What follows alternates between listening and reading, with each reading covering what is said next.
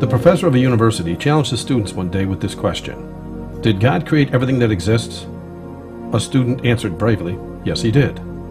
The professor then asked, if God created everything, then he also created evil. Since evil exists, this means God is evil.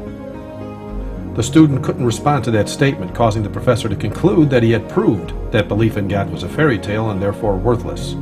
However, another student raised his hand and asked the professor, may I pose a question? Of course, answered the professor. The young student stood up and asked, Professor, does cold exist? The professor answered, what kind of question is that? Of course cold exists. Haven't you ever been cold?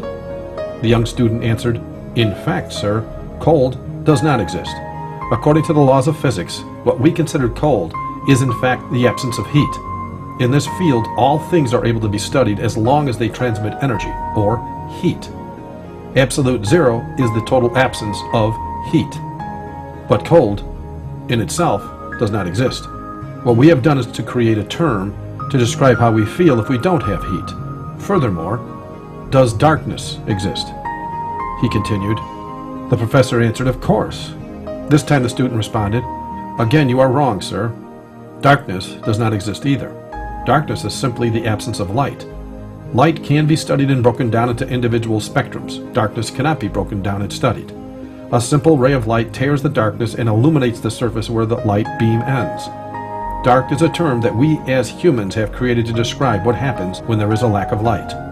Finally, the student asked the professor, sir, does evil exist?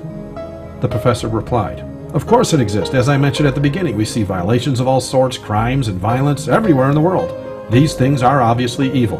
The student responded, sir, evil does not exist.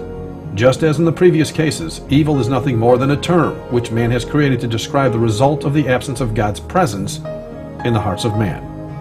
After this, the professor bowed down his head and did not answer back. The young student that stood up to speak that day was Albert Einstein.